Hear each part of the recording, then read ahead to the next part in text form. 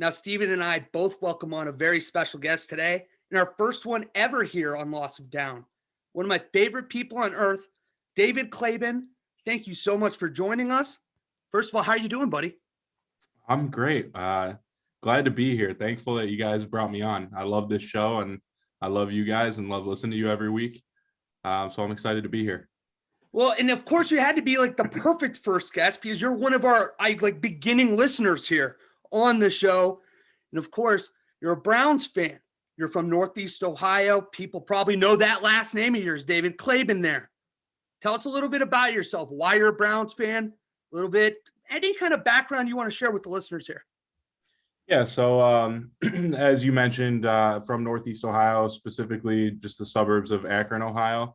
I've actually, for the listeners, I've known Wally since freshman year of high school. We went to Walsh Jesuit together, actually played freshman football together where, maybe I'll let him tell the story later, but he coined the phrase turquoise 100 as his hot route as a quarterback. But I love all things Cleveland sports, mainly because I grew up here. My dad was a big Browns fan for a while, so I became a Browns fan. And then, just living in the area, you learn to slowly adopt all things Cleveland for better or for worse, really.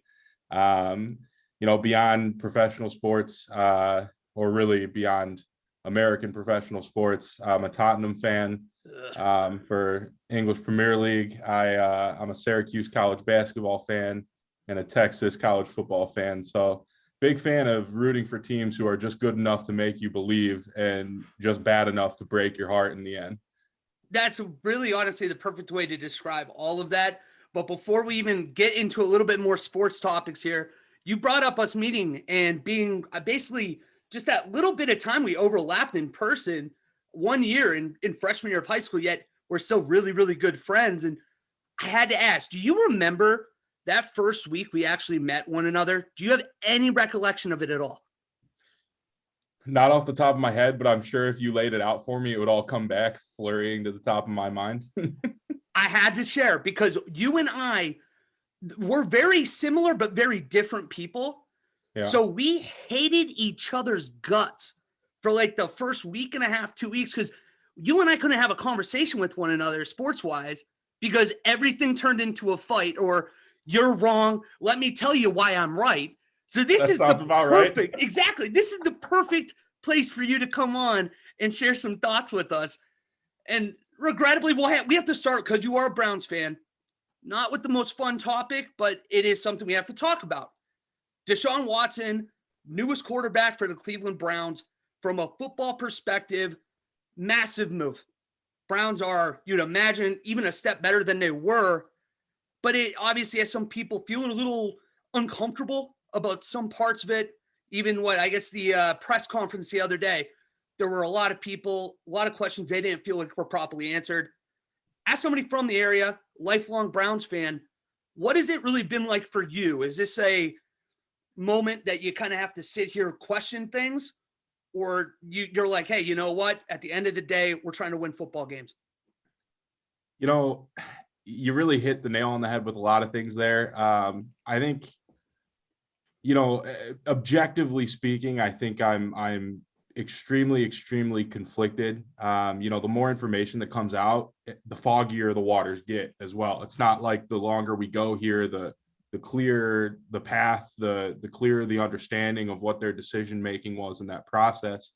But on one hand, as you mentioned, from a strictly football perspective, this is the best move I think any team's made in the offseason so far. Like they had a quarterback that was good enough, but they went out and they got a quarterback who on the football field is a top 5 quarterback in the NFL. It's a fantastic move if you're looking at it from a football only perspective, but the world we live in it's not, putting on the blinders and only looking at the football perspective. It's beyond that. And that's what makes it so conflicting, is because I think it's a questionable move, especially when you look at it from who the team has hired, right? We have one of the most diverse staffs in the NFL. We have women all over the organization. And I just don't know, I don't know what ownership, what Andrew Berry, what Stefanski are thinking. How do you walk back into that organization knowing you just traded for a guy who hasn't been accused of just 2 or 3, sexual misconducts, but 22 or 23 or 21, I forget what the actual number is, but it's so many that I don't know how you walk back into that locker room, walk back into that building, and you tell your female staff, yeah, this is who we got. We're really excited. And then on top of that, I don't know how these guys went home to their wives and their daughters and were really excited to tell them about this big trade. And, I realize that Deshaun Watson, there's always some, there might be a chance that he's, really not guilty. And I know he's been, he hasn't been criminally charged, but I just feel like, to your female staff, your female family, your female fans even, I don't know how you convince them that this was the right move, especially considering that, and I know I'm going on tangents here, but also considering that there are so many women out there who are victims of sexual assault who maybe didn't report it because of the reasons that, we're sitting here talking about Deshaun Watson, is that nobody really gets, pinned for it unless there's like video evidence or witnesses. And so, there's so many victims of sexual assault out there, especially in the Browns fan base. I can't imagine what it's like for them because, it's even harder to root for the team if you're even going to root for the team than it is for somebody like me who's not a victim and can't relate in that way to them. But it's just super conflicting. This coming season is just going to be super difficult for me. I can joke with you all I want about leaving the Browns behind and becoming like a Raiders fan with you, or, choosing the easy route and becoming a fan of the Chiefs, who have the best quarterback in the NFL. Like, I can joke all I want about that, but when you grow up developing a bond with a sports team, you don't just leave it behind, right? So this coming season, I'm coming to grips with, wow, like every single time they play, I'm not going to be happy, even if they win. And if they win, I can't celebrate it because I'm not even that happy that we have a quarterback who I don't love.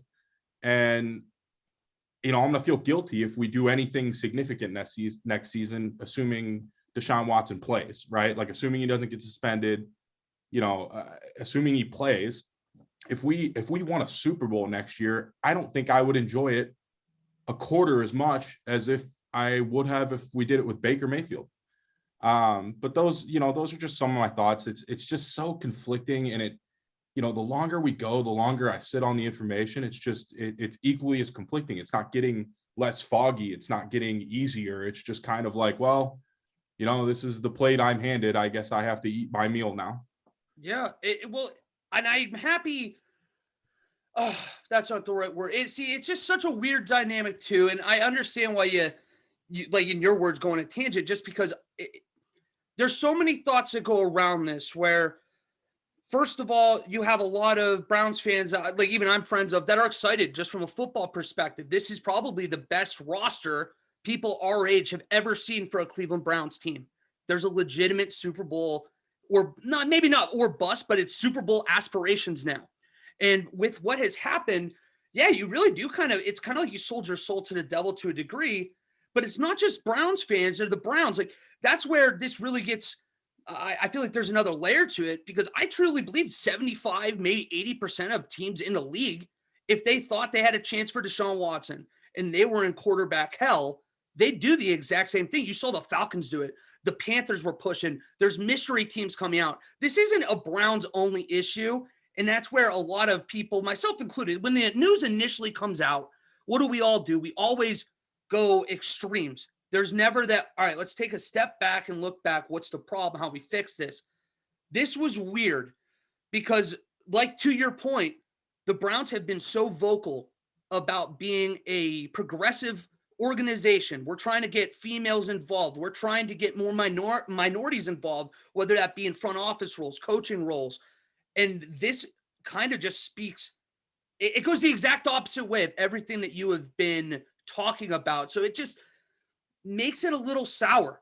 And I can understand why you're conflicted. But again, too, for the Browns fans, I'll never knock a fan for rooting for the uniform, for the team, when they're not the ones making these decisions.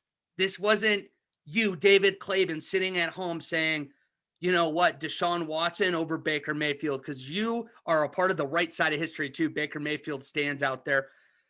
But let's switch gears, get a little happier, get a little, I guess, better topics here. Don't want to ruin your first time on here.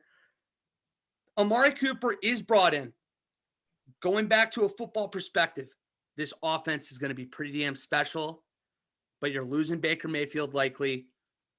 What is that like? So this is a flex point for Browns fans. Amari Cooper in this Browns offense, dynamic. But when you look back at the last 4 years of Baker Mayfield really turning this organization around, what is that lasting impression going to be to you?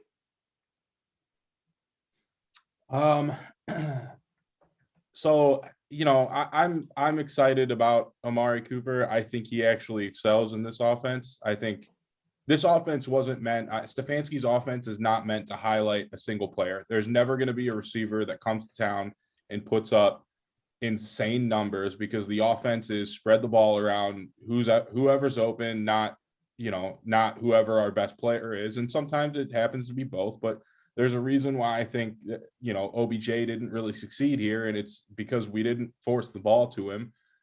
He didn't run the proper routes 50% of the time. So I think Amari Cooper is an insanely good route runner. I think if he does his job here, he'll be very successful, especially with, Deshaun Watson behind center. I think that's a fantastic move. But then I have those,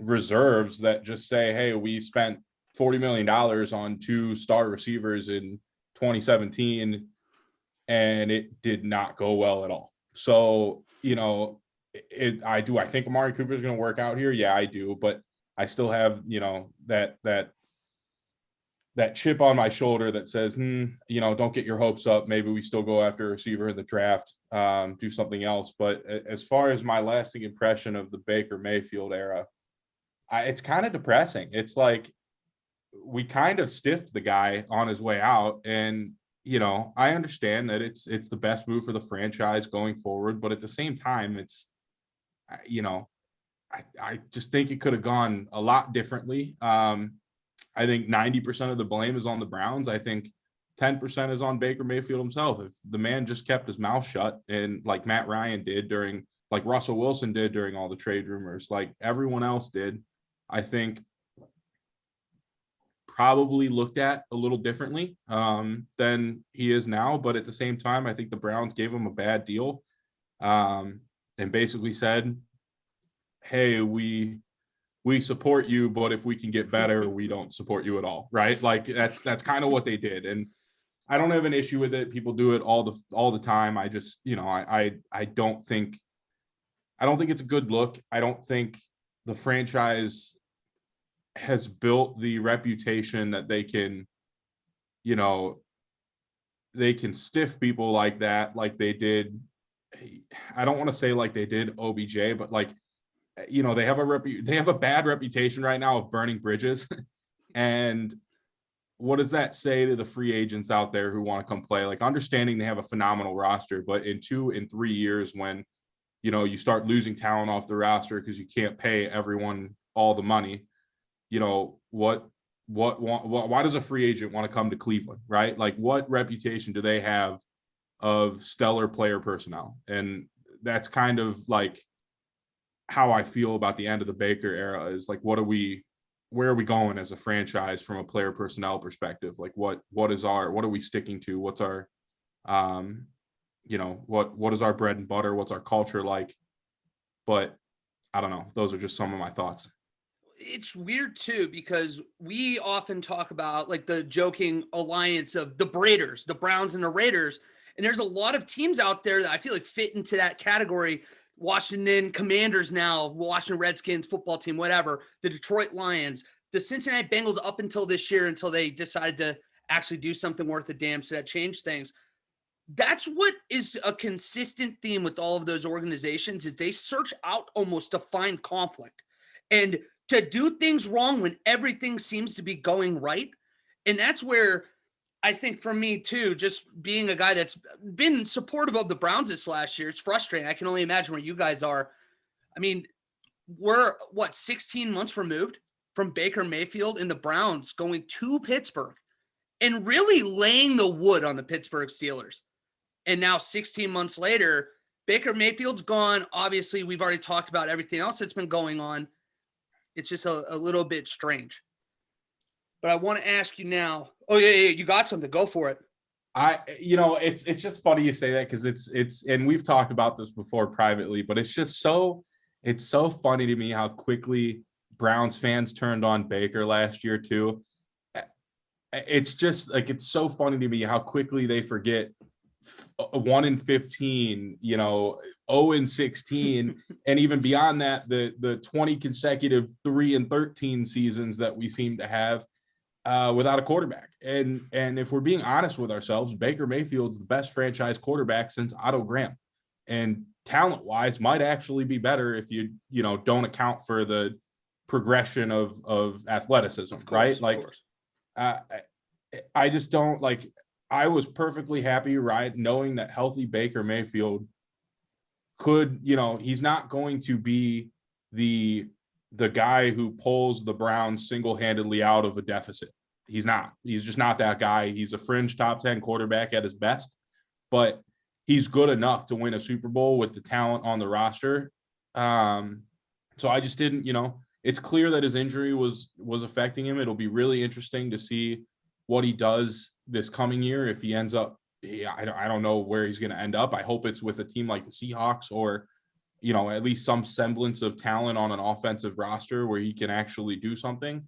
But the other thing I think is interesting that I was hoping to bring up is, if you look at, and this is, Baker Mayfield is not Drew Brees. He's never going to be a debatable top 5 all-time quarterback like Drew Brees was.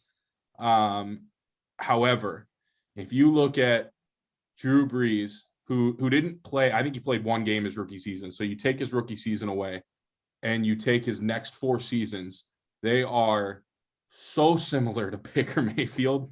It's painful. It's like painful when you look at it because you're like, oh, wow, here's a blueprint of a guy who dominated year 1, had a slight regression year 2, dominated year 3, got injured year 4, and then his team gave up on him and he got surgery. I mean, it's a little different because it was his throwing shoulder. He tore he tore to shreds basically, but team gave up on him. They moved on to Phillip Rivers, and then he goes to the Saints and becomes a top tier Hall of Fame, top 4 quarterback in the NFL every single year quarterback because he got put with the right offensive coordinator. He had talent around him, but he was just great. Now, I don't think Baker Mayfield's going to have the exact same career trajectory, but I think there's something to be said for giving up on somebody too soon when they've shown flashes of greatness, right? So Baker Mayfield tying the rookie touchdown record in a game and a half less than Peyton Manning. Coming out in year 2, playing with one of the worst coaching staffs I can imagine that just wasn't prepared. I love Freddie Kitchens. I really did support him, but he was not prepared to be a head coach. He wasn't. And that's a little tough. Yeah, it's just he got slighted with an unprepared coaching staff, which is fine. He made it through. He had a regression, but he wasn't terrible. And then he came out with a brand new head coach who had his best interests at heart, who designed an offense around him and dominated. I mean, he was probably a round out your top 10 quarterback in, what was that, 2020, I guess the season was. And then he comes back and he gets hurt in 21 and everyone just gives up on him. And I feel like that trajectory is very, very similar to Drew Brees in the sense that, you have no idea what he's going to do in year 5 or year 6 or year 7. I don't understand, this goes back to the Browns. I don't understand why you not ride it out for one more year. And if it goes so horribly wrong, go out and get your quarterback in the year to follow. Because I don't know how we talked about it earlier. I just don't know how you get comfortable with Deshaun Watson. I don't, but I also don't know why you would just throw Baker to the trash can when you've seen that he can be great. Like, you've seen it. It's not a flash in the pan. It's not one season. It's 2 of 4 with 1 regression season and 1 injury season. And yeah, it's a 50-50, but at the same time, I don't like how it looks to give up on a guy too early. Like, I don't want to hold on forever, but I also, this is kind of like his grudge match year, right? Like, this is the year where he either gets paid or doesn't. And you figure out if he's a starter for the rest of his career or if he's, a Ryan Fitzpatrick the rest of his career. So I don't know. It's really weird though, because this is kind of a point right now where what Joe Burrow did this year with the Cincinnati Bengals, while awesome for the Cincinnati Bengals, is so damning to other franchises, because we are now at a point where fans in the media, local media, think they know so much, where in 20 years ago, there was a much more of that patience in that, hey, we got to trust these guys. These guys know what they're doing here. Derek Carr, while skill set is different, he's kind of a very similar kind of guy to Baker Mayfield in the sense that he was never going to be the Aaron Rodgers. He was never going to be Peyton Manning, Tom Brady, but he can be that guy. The Joe Flacco-ish, like, if everything works out, that can be a team that can win a championship, and Baker Mayfield is in that tier. It's the same as the guys back in the day that you gave up on, like Jason Campbell. Not you guys, you know what I'm saying? Jason Campbell was given up on in Washington, goes as a journeyman everywhere he goes. It was like 7 offensive coordinators in his first 8 years or something like that, and he always succeeds. And we're like, well, why doesn't this guy get a shot? And it's because we're the same people that push our quarterbacks out. Yep. Raider fans are doing it with Derek Carr. You had obviously Browns fans doing it with Baker Mayfield. It's not an isolated issue. It's just so frustrating that we are now at a point where if you do not have Tom Brady, Patrick Mahomes, Joe Burrow, we're constantly every 12 to 24 months saying we need someone new. Annoying as hell. And I think Tom Brady, and you look at it, and Tom Brady probably ruined that perspective for fans, because it was like, for a while there, it was like, if you don't have Tom Brady or Peyton Manning, you just don't go to a Super Bowl. Like, you don't win a Super Bowl. And he buried Phillip Rivers and Big Ben. He buried him. Right. And it's like, no, like, it might have been slim for Tom Brady's entire career in the NFL, but that's more of a statement on him than it is on, how quickly you should give up on a quarterback. Because just because the number 1 quarterback in NFL history played during this era does not mean that in the next era that Patrick Mahomes is going to win 9 championships because he's the best quarterback in the NFL. Other teams can do it. And we just lived through an era where the best coach in NFL, arguably the best coach in NFL history, and for sure, arguably the best player in NFL history, happened to meet up and decide that they were just going to dominate. Right. So I just, like you said, these quarterbacks, like Derek Carr is, God, he's fringe top 5 when he's at the top of his game. Like, God, and I love when you say that. You were revving me up. No one says that. I know, but it's true. He's so, like, he is elite when he's at the top of his game. Now, that might not be all 17 games of the season.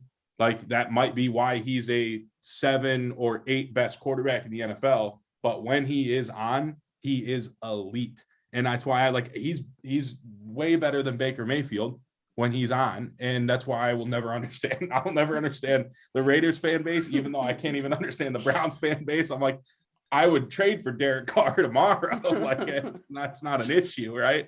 But it's just insane. I think fans, I do think Brady is the reason we go through this now. I think the concept of, if you don't have the number 1 or number 2 quarterback in the NFL, what's the point of even trying? I was like, I can't get on board with that, because you can beat those guys. And yeah, it might take good quarterback play, but you don't need the best quarterback in the NFL to win a Super Bowl. And it's been proven before. It's been proven for decades. Like, you don't need the best quarterback in the NFL. You just maybe needed it while Brady and Belichick were paired together. Well, how many people in our lives? So, like, I'm 28. I think you're 28 too, as well, right? Yeah. Okay, perfect. Like, people our age, there's only been maybe the Peyton Mannings, Tom Brady's, Patrick Mahomes of the world where they can elevate the players around them, the wide receivers, the tight ends, to overcome an offensive line or something like that. Where, like, Derek Carr, he's a guy that's been throwing to Zay Jones, Nelson Aguilar, and he's not talented enough to get over the hump with those guys. Nobody's saying that. And that's right. Where this is a great way to transition to something I really wanted to ask you. But like Baker Mayfield in the last several years, he's been throwing to an Odell Beckham Jr. that everybody is still infatuated with his damn catch over his head. So they believe that he's somehow an elite wide receiver. And then I have to ask for the people that listen at home that know both of us, I'd be doing them a disservice if I didn't bring it up. The number 2 guy was Jarvis Landry. All this time, you have a pretty vocal, I guess, rivalry almost. You do not like Jarvis Landry. You've been insistent that he is a guy that he's basically a target machine. He's going to catch it and basically go down where he is. No yak whatsoever. Doesn't deserve the money. And of course, you get to talk about here. He wanted a lot of money in this little free agency cycle. I called that too. I called it. You did. And grossly overestimated his value. So explain to us, first of all, what your rivalry is with Jarvis Landry. And again, I mean, we were talking about the idea of you guys drafting a wide receiver. Is that something you think you need to do for this Browns team to be a Super Bowl threat next year?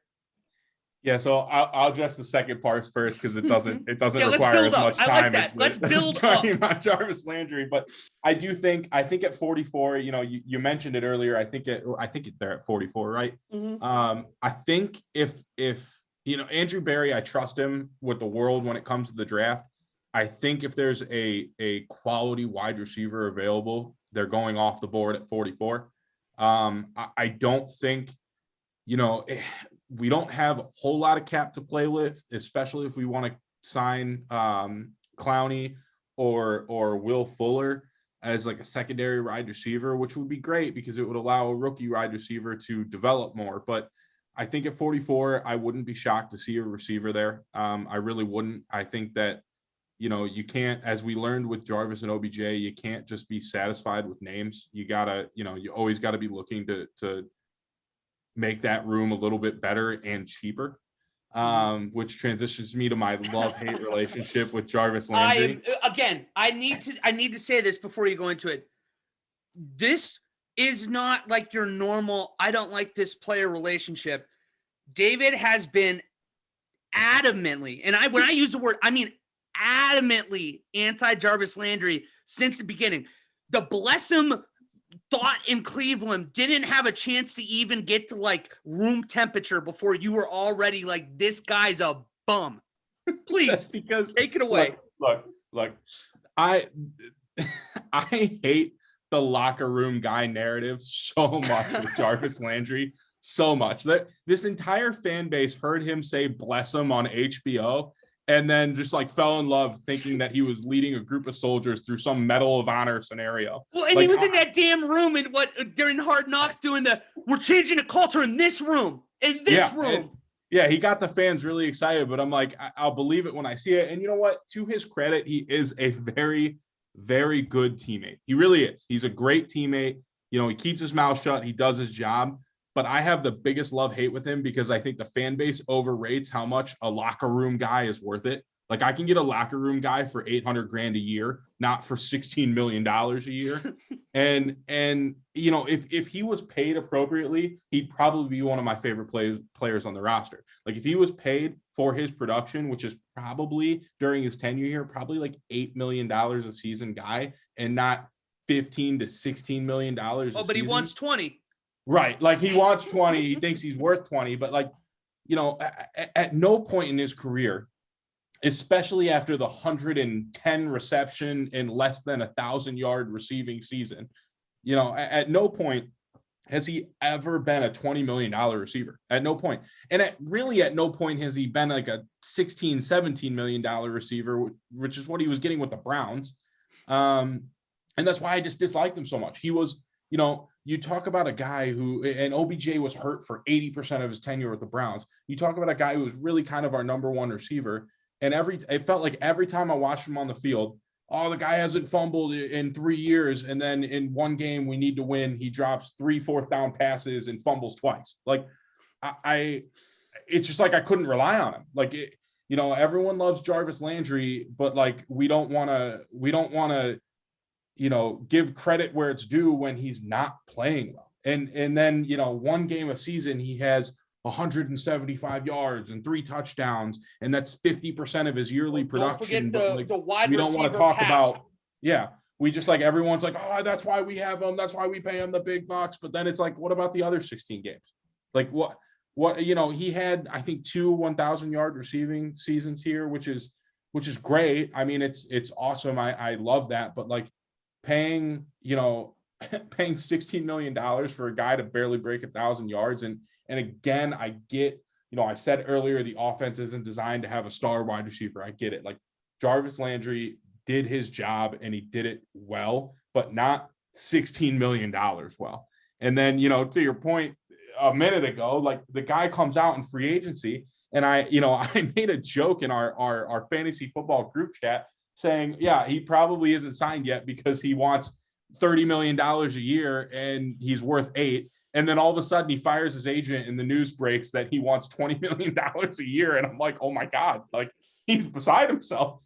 He's not like, he might get $8 million a year. He might. That is the max I would pay Jarvis Landry, who I think is turning 29 or 30 soon and really hasn't been great. Like he just hasn't been great to the point where I'd pay him more than $8 million a season. And I get that Christian Kirk just got $18 million a season, but the one-off terrible move by the Jaguars does not set the market for bad players getting paid a boatload of money.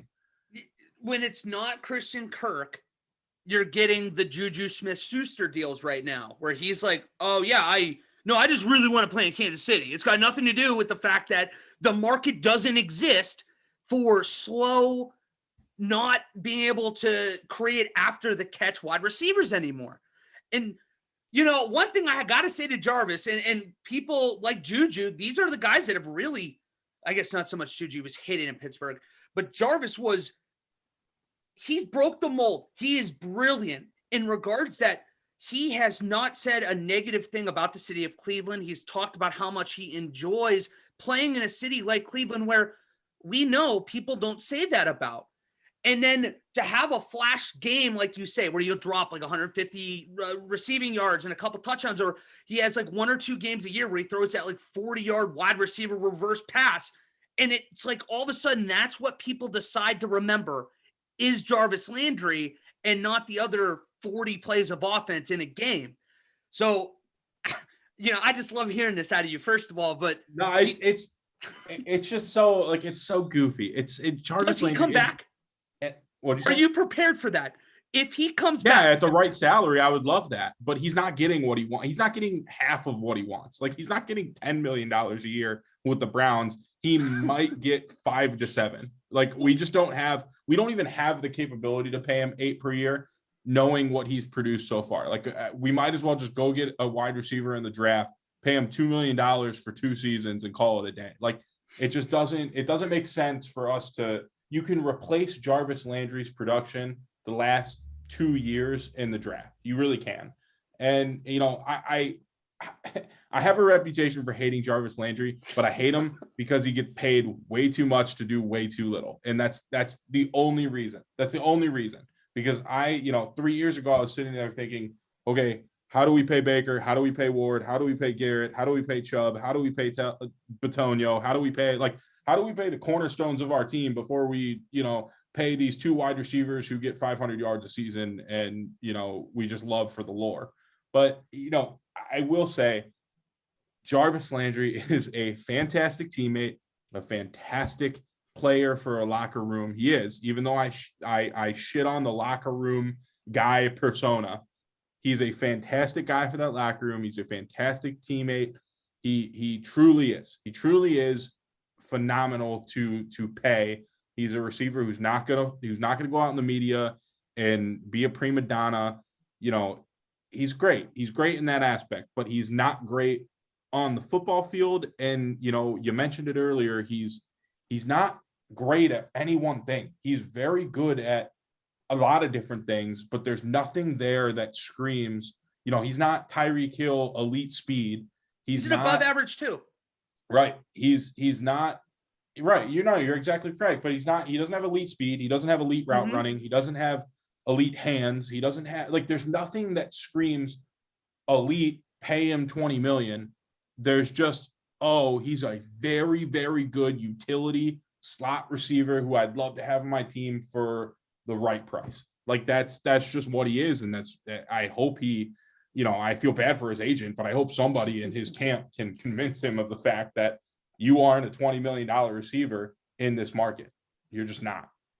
It's really one of the few positions that has really suffered from the last year, the cap falling down. Wide receivers have not really reset the market. I mean, Christian Kirk, jokes aside, is really one of the only people have made out at that position.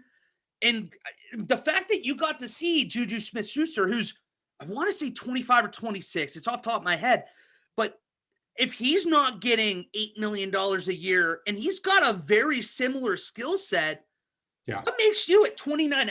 I think he's going to be 30 by the time the season starts, turn 30 in the season. You can't pay him that. 20 million? It's only something a franchise like, you know, the 2016 Browns would do, because you need talent. And if nobody's coming to you, you might as well overpay for it for 3 years until you build up the team like the Browns did. I mean, like Jarvis Landry and OBJ were very much great, phenomenal signings and trades at the time they happened, because the Browns were awful. They were awful. They needed big names who, you know, even if they didn't want to be there like OBJ, they said they wanted to be there. They needed guys to just change the mindset about Cleveland. And that's the only way, you know, the Jaguars just did it with Christian Kirk, but that's the only way you're getting that kind of salary as that player. Like, you're just not, you know, you're going to go to a losing team. You're never going to play on a winning team at that salary, at your caliber of skill. And, you know, it is what it is, but to your point, it's just, you're not getting that money. And Juju Smith-Schuster is, honestly, he might even be younger than that. Didn't he come into the league at like 19 years old or something? Like, wasn't he one of the super young ones? Yeah. By the time I think he played his first game, he was either like early 20s or very late 19. It was ridiculous. Yeah. So like, he might even be younger. And at that point, Juju Smith-Schuster showed that when he's not the number one receiver in the offense, he is very good. He is very good. And, you know, some of that can be attributed to Big Ben, but like, I just don't know, you know, you don't do what he did 3 years ago just by being, you know, the guy who didn't get as much attention as Antonio Brown, right? Like, you have to be good. There's talent there. And I think he actually could be very, very good in Kansas City, because he's not going to get the kind of attention that he got in Pittsburgh. And, you know, he doesn't have Tyreek Hill to take all the attention away, but there's so many weapons that offense that you can't get double teamed. You can't get trapped. You can't get, you know, it's literally going to be him following his routes and doing them well. And I think he'll do exceptionally better, but I don't know. I get like, I have this, you know, to go back to the point, I have this love-hate relationship with Jarvis Landry, and it all comes down to his salary. It just all comes down to his salary. It's insane. I'm thrilled we got to talk about that though. Cause if I didn't bring that up, I would have been hearing about it for a long time. Oh, 100%. 100%. Yeah. And for good reason. Cause I would deserve it. But without, I guess we won't keep you too much longer. But before we send you out on your way, AFC North, how is it going to play out next year? I know it's way early. Free agency is still, you know, it's probably about half the guys are still out there, the top 100. You have the NFL draft coming next month. But how do you think the AFC North plays out? And can you give me a Super Bowl matchup and winner, if you do not mind? So everything points to the Bengals in the AFC North, right? Like the Bengals Super Bowl appearance, but they didn't get it done. But at the same time, they heavily improved on their only huge weakness, right? They're clearly their biggest weakness was offensive line. They improved on it. So all the signs point to the Bengals winning the AFC North. I think that's probably true if Deshaun Watson gets suspended. Yeah. However, if Deshaun Watson plays all 17 games, I think it's the Browns' division to lose. And I say that solely because even last year, like even the year before that, the Browns are something like 6-0 against the Bengals the last 3 seasons, 5-1 maybe. Like for some reason, Baker Mayfield had Joe Burrow's number. And I don't understand it. Maybe it's just Stefanski knows how to coach against Zach Taylor. Maybe it's just circumstance. But I think that if Deshaun Watson plays all 17 games, it's the Browns' division to lose. That being said, I don't think he plays any games. I think he's suspended the whole season. So I think the division looks something like the Bengals first, the Ravens second, and then it's going to be whoever has the best backup quarterback in the NFL, whether it's Mitch Trubisky or Jacoby Brissett. It's going to be whoever, because realistically, the Browns and the Steelers have a similar skill set defensively, skill set offensively. Like they're talented everywhere, but like it's going to be whichever quarterback plays better as a starter, Brissett or Trubisky, and that'll be who's third place, and fourth place will be the loser of that battle. In terms of Super Bowl matchup, all I know for sure is that I'm confident to say that an AFC team is going to win the Super Bowl this year, and that's all I really know. If I had to put a bet out there, it would probably be it would either be the 49ers or the Rams from the NFC, and it would be probably solely because they have the best quarterback in the NFL. It would probably be either the Chiefs or maybe the Bengals or the Bills. But I would probably bet on the Chiefs only because I'm betting on the quarterback. That's it. I have no idea what the AFC is going to pan out because obviously it's way too early. I don't know what injuries are going to look like, but if we're just betting on teams, I bet on quarterbacks all day long, and I'll bet on Patrick Mahomes every day of the week.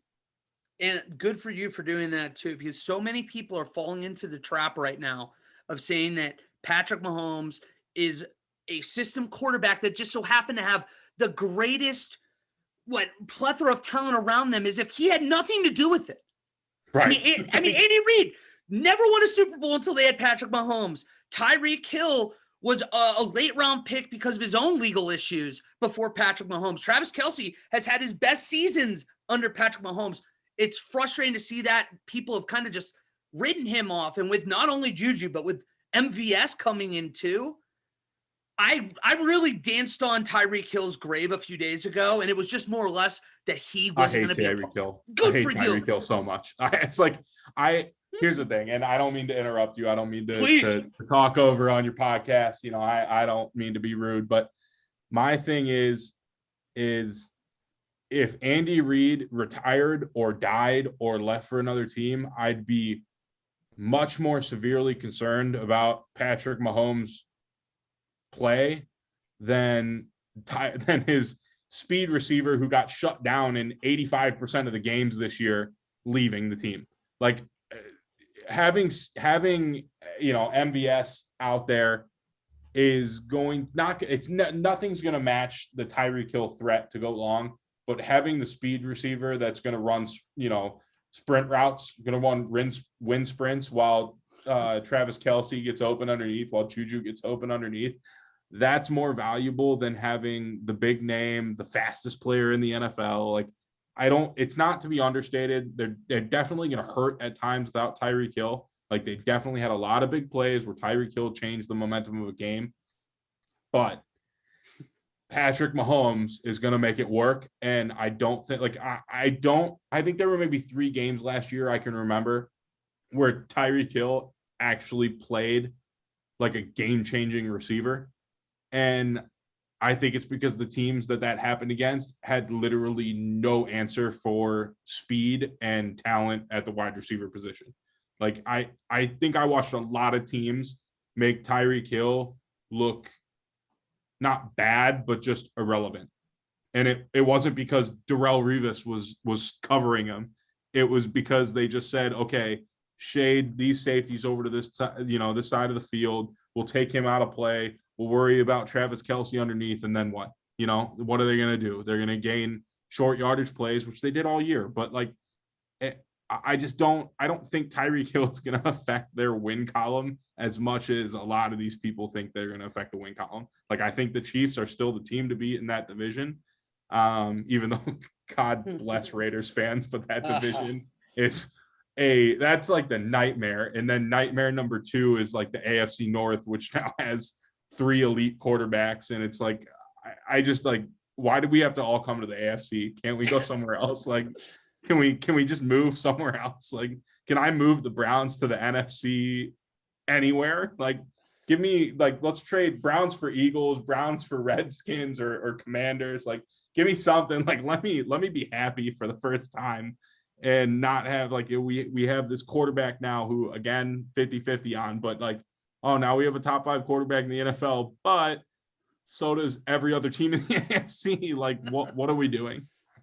No, oh my God. Well, and it makes sense too that I always wonder about, of course, Tom Brady's in love with the game of football, but to see everything that's going on in the AFC, and all he's going to feasibly have to do is win a couple games in a very, at least, weaker NFC just to go up against one AFC team. There's a real path now for another ring for Tom Brady.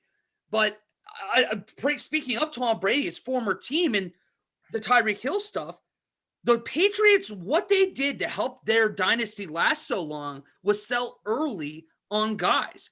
And Tyreek Hill is that same kind of player that you mentioned. There were a lot of times last year, it seemed like the NFL finally figured out how to slow up or take away Tyreek Hill. Why not send him away now? And now you bring in Marquez Valdez-Scantling and Juju Smith-Schuster. There's a very good chance that the Chiefs' offense looks more like 2020 Kansas City than 2021 next year, and that's terrifying. Agreed. But hey, I want to give you an opportunity here before we send you on your way. Is there anything else you want to bring up today? You want to plug, story you want to tell, another stray random shot at the Steelers like you threw in there a few minutes ago? Anything you want. No, you know what? I think the big things that I was expecting to touch on were Watson and Jarvis. You know what I will say? The Browns draft.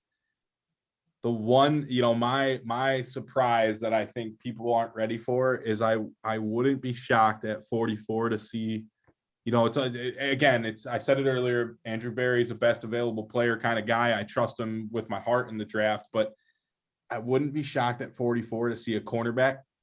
Ooh. Because I don't know the likelihood we're going to be able to pay Denzel Ward. I really don't. So the way the cap situation looks right now is we have enough to pay maybe one big player like Clowney, and then maybe pay a small I don't want to say small time because Will Fuller's not small time, but like a medium-sized salary. We have enough for that. But let's say we get Clowney and we don't get Fuller, or the opposite. We're probably going to go into the draft trying to fill those needs, and then we're going to have a rollover cap into next year. Well, that rollover cap is great, but next year right now without rollover cap, we have something like $8 million in cap space. And so you're looking for that rollover cap because it kind of doubles with the way the NFL system works. So you're probably looking at like $15, $20 million in cap space next year. But then after next year, you have a boatload of cap space. And I understand that's the reason we can pay Ward. We can back end it. But are you really going to pay Denzel Ward a boatload of money? I just don't know. I don't know what Andrew Berry's thinking, right? Because in 2024, if this Deshaun Watson experiment doesn't work out in years 2 and 3, if they don't come close to a Super Bowl, I don't know what the Browns do, because the Browns, I think right now in 2024 and 2025 have maybe 6 players on salary. Everyone after next year, everyone is up for a contract except for Myles Garrett, Deshaun Watson, Nick Chubb, our 2 guards, and I think John Johnson. I think those are the 6 players who are on salary through 2025.